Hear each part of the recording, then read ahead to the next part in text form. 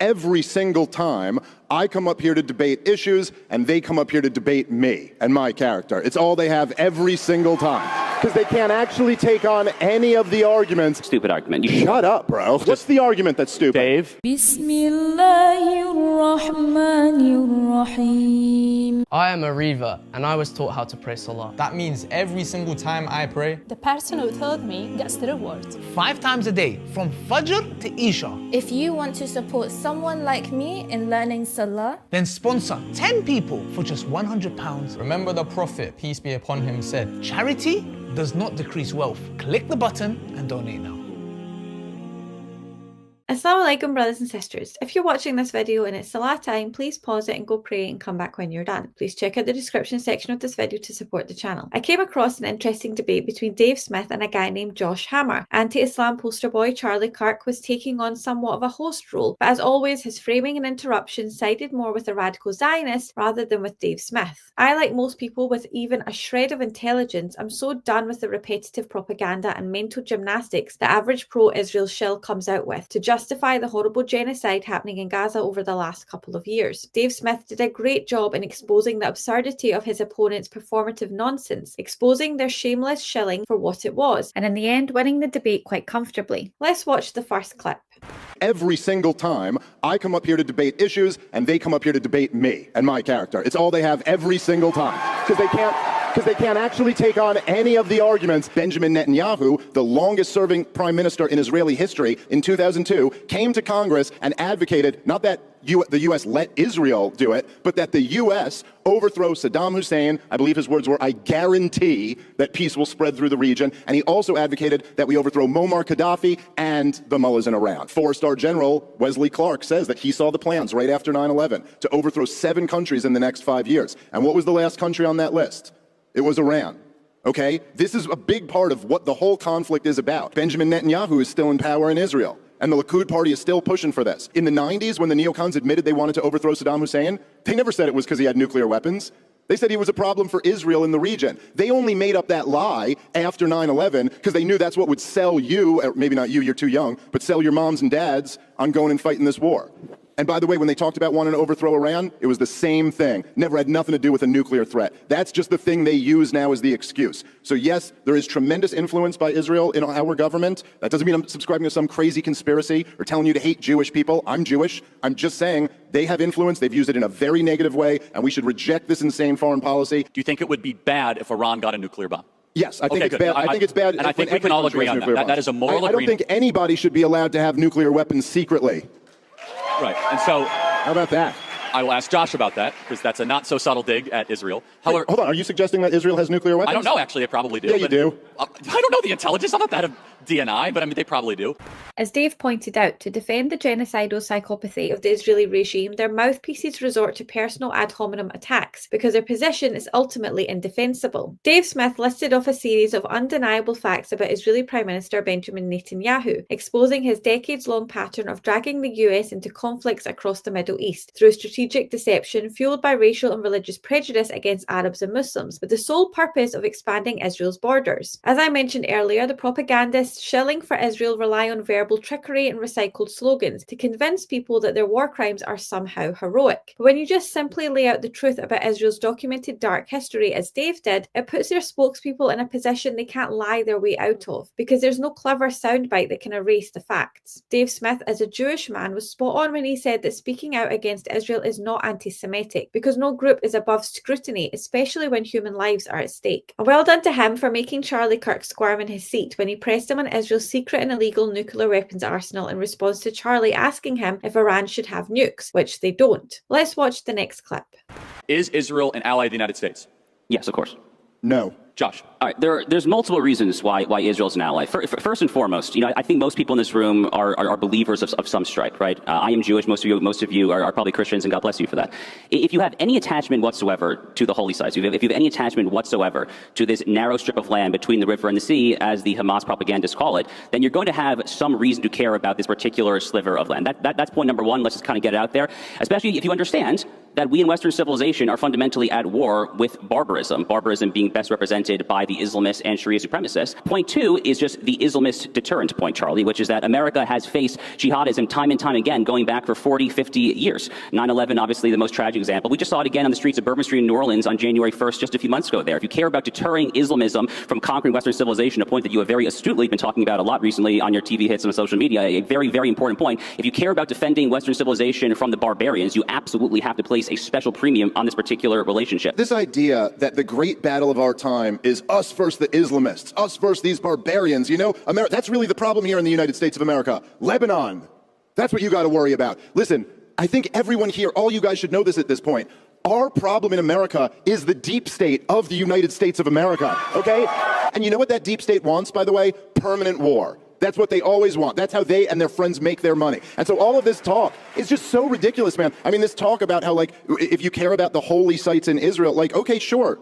Obviously, Christians and Jews and Muslims have a connection to that land. But that doesn't mean we have to bomb Iran. Doesn't mean that we have to support Israel slaughtering people in Gaza. None of that has anything to do with the holy sites. And in fact, a lot of sites get destroyed when there's bombs flying. The real problem for America, if you want to even talk about like the Islam taking over America or taking over Europe, well, how did that happen? That happened because we completely destabilized the region, fighting war after war after war that did nothing but slaughter hundreds of thousands of people. And then our Western governments had the most insane open immigration policy. We're doing this to ourselves. We're $37 trillion in debt, and we're looking for another enemy to go fight. We've destroyed the currency, chasing these monsters that were never any threat to our country. The Nazis couldn't bring down America. Joseph Stalin and the commies couldn't bring down America. The British Empire couldn't bring down America. But you think the Hezbollah in Lebanon are a threat to us? They're a problem for Israel to deal with.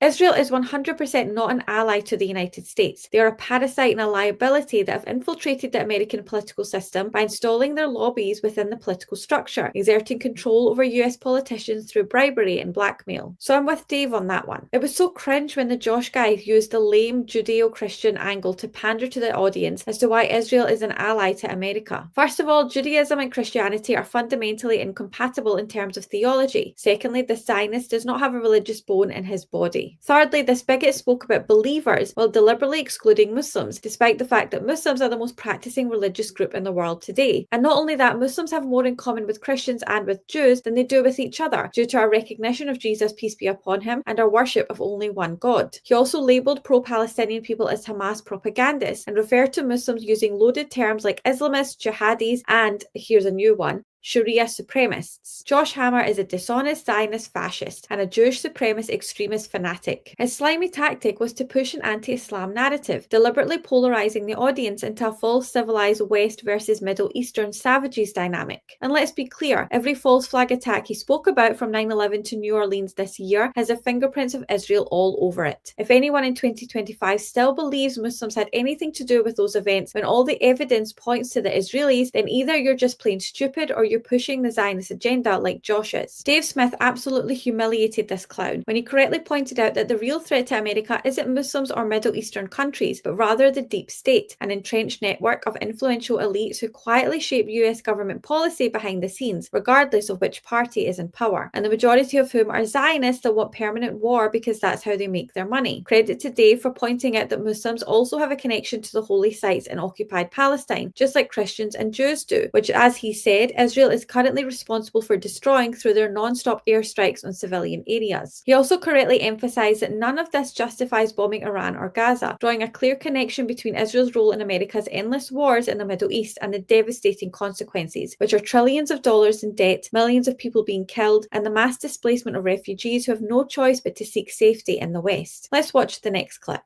You say Israel is not an ally. That is not an opinion that people hear a lot. Why is that? They have been constantly pushing America toward more aggressive policies, toward getting in more fights. Does Dave actually think that Donald Trump, J.D. Vance, and the entire Trump administration are literally bought off by the Jews? Is that actually your honest answer? Everything you just said, like all of it, I just find to be like the cheapest debate tactics. First off, I never said anyone's bought off by the Jews. We're both Jewish, and that's a dirty little trick you play. It is totally different to have a group of Americans advocating on it for a constitutionally protected natural right for American citizens than to have a group of Americans advocating for a foreign government in conjunction with that that foreign government. That's a different not what's thing. happening. And to even, let me finish, Josh, and to even compare them is ridiculous. In other words, it's okay to destroy our country as long as that helps Israel. So let's talk Gaza, because first I want to go, Josh, on October 7th, because I want you to remind people what happened on October 7th.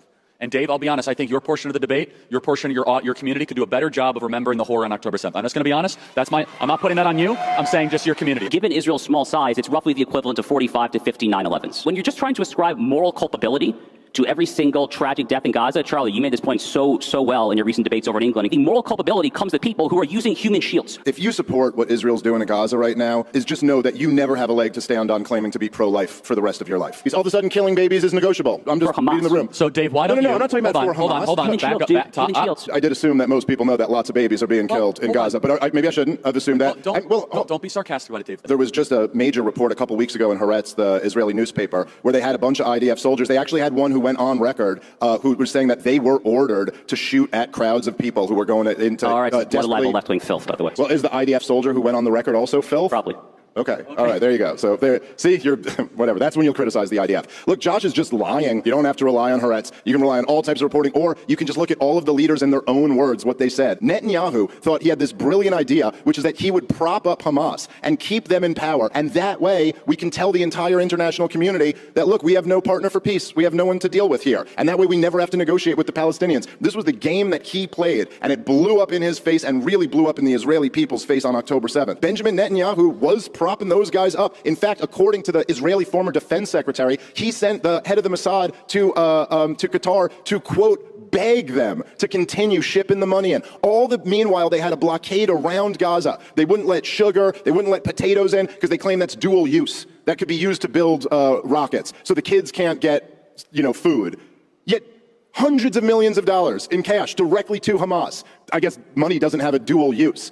I always find it so ridiculous when Zionist Jews accuse other Jewish people of being anti-Semitic simply for refusing to condone Israel committing genocide. As Dave put it, these are dirty tricks and cheap underhanded tactics. Charlie Kirk, the sellout that he is, found it extremely difficult to compute that Dave does not consider Israel an ally to the US, even claiming that this is not the default opinion of the majority of Americans, when it actually is. Dave was 100% right when he said any American advocating for Israel over the US is a compromised individual. And speaking of being compromised, both Charlie Kirk and this Josh Hammer fellow parroted the same worn-out propaganda, using the events of October 7, 2023 to justify the indiscriminate killing Israel have been doing on a daily basis ever since, which is not just dishonest, it's disgusting. Josh deceptively compared October 7 to 45 or 50 9/11s, but it makes you wonder how many 9/11s are equal to 650 days in a row of bombardment, starvation, mass killing and genocide in Gaza since then. Is it 100,000? Maybe it's 200,000. I guess there's suffering doesn't count because they're not Israeli and because it's all part of the deliberate plan to ethnically cleanse those people in order to steal their land. I was waiting for the predictable Hamas is using human shields excuse to absolve Israel of all wrongdoing, but sure enough, this robotic clown repeated it without hesitation. As Dave said, there is no excuse for killing children and babies, and that pro-life neocons like Charlie Kirk come across as total hypocrites for defending Israel's killing of kids in Gaza, while at the same time taking an anti-abortion stance in the United States. It was so satisfying to see how visibly uncomfortable Dave's opponents became when he cited Israeli newspapers confirming that their own military were shooting at starving Palestinians at aid collection points. Ironically, Josh called the IDF soldiers who admitted to these war crimes filth, but not because they committed the crimes, instead because they owned up to them, which makes Josh the real filth. As Dave said, the whole October 7th narrative falls apart when you consider that Benjamin Netanyahu funded Hamas himself and ignored intelligence warnings, allowing the attack to happen just so he could orchestrate the ongoing genocide in Gaza. Add to that, not only is Netanyahu currently facing corruption charges in Israel for doing so, but on that same day the IDF also killed their own Israeli citizens. Let's watch the last clip. It's not a war, it's the destruction of a captive people. Gaza's been occupied since 1967 by the Israelis, and they're now just slaughtering the people there under the supposed goal that they want to eliminate Hamas and they want to retrieve the hostages. And yet, Hamas is not being eliminated. The Israeli government is claiming that they've killed 20,000 of their fighters, and yet there's still as many as there were at the beginning. So Dave, let me ask you the follow-up that I wish that I had an answer to when you were on the Joe Rogan show, but that thing descended into a mess, right? It was madness. How then should Israel have responded to October 7th? When you have been occupying a group of people since 1967, Israel has completely controlled Gaza. You have to know, if you're Israel, that the way that you respond to this is going to be how you're characterized in the international community. And so you would at least make some effort to not kill so many civilians. Smotrich, the finance minister, was bragging for 3 months that not 1 ounce of grain would get into Gaza. This is a war on the civilian population. By the way, this is admitted by the Israeli government. They denied that they gave the orders, but they admitted that it was the IDF who was shooting at those people. Then after you deny the civilians food for 3 months, then you start shooting at the people who are desperately trying to get some food for them and their kids. So no, listen, I'm sorry, and I guess I am partly rejecting the premise of your question, but let me just say it like this, Charlie. If you're pro-life, and you say, It's a stupid argument. You should not buy this. Guys, let Dave finish his sentence. Shut up, bro. It's not. Hamas It's is a a part stupid of argument. pro-life here. It's a stupid argument. You haven't heard the argument. What's the argument that's stupid? Dave, You're not pro-life. Guys, No, what's the argument? It's Hamas that is not What's the pro-life. argument? Hamas You wants just to called kill stupid. people. What's the argument? This is what. Hold on one second, Charlie. People don't What's like the seeing argument that that you? it's not enjoyable to watch, What's okay? the argument that you called Why stupid? don't you finish it, Josh? Because he Let him doesn't even finish know what it is. He interrupted me before I even said it. Okay, here's the argument. If you're pro-life, it's not incumbent on you to have a plan for what the mother ought to do with the baby. Like, you don't have to have a plan for daycare and college funds and all that. You just say, hey, I think this option should be off the table. I don't think you have the right to murder the baby while it's inside of you. Likewise, I'm not saying I have to have the perfect plan. If we had more time, I could expound on what I think they should have done. But how about don't deny 1 ounce of grain for 3 months and then shoot at the poor people who are trying to get food? Josh, how about you take that option off the table?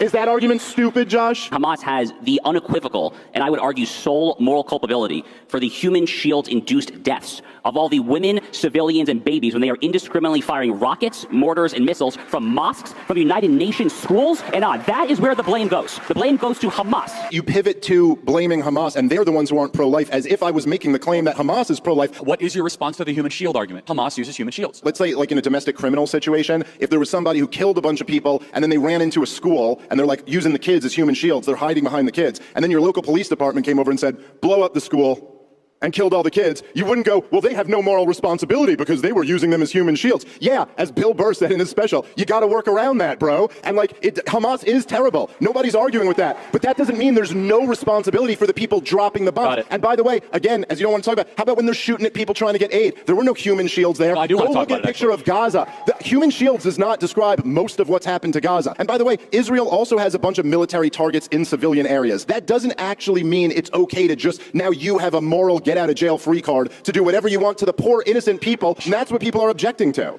Dave nailed it when he said what's happening in Gaza is not a war. It's a deliberate destruction of a captive people, with the elimination of Hamas and the release of hostages being used as an excuse to commit genocide, because none of these objectives have been achieved nearly 2 years later. It seems as though Dave Smith's appearance on Joe Rogan, where he destroyed Douglas Murray, continues to haunt Charlie Kirk, because he desperately felt it necessary to chime in whilst referencing that podcast to ask, what should Israel have done? I know that people like Charlie Kirk are complete shills, but the sheer ignorance behind these types of questions never ceases to amaze me. As Dave said, starving and killing hundreds of thousands of civilians is never the answer, and anyone who claims otherwise is a genocidal maniac. And after all of that, Charlie Kirk once again brought it back to the tired human shields narrative. But as Dave said, whoever consciously pulls the trigger or drops a bomb bears responsibility for the killing. He also highlighted that the IDF often embed themselves within their own civilian population, yet no one accuses them of using human shields. It's incredibly frustrating and disgusting that these people place such a cheap value on human life, defending outright murderers. Dave did so well to keep us cool throughout this debate, and I don't blame him for snapping at these hypocrites at times. In the end, truth and accountability exposes hypocrisy and injustice. People who defend wrongdoing only reveal their own moral failings. The situation in Gaza just feels impossible to overcome. I just wish to God that someone would step up to intervene. Thank you for watching. Make sure to join my free Telegram group via the link in the description, and remember to like, subscribe and become a channel member for access to exclusive content. Until next time, inshallah. Assalamu alaikum warahmatullahi wabarakatuh. Allahu Akbar, Allah.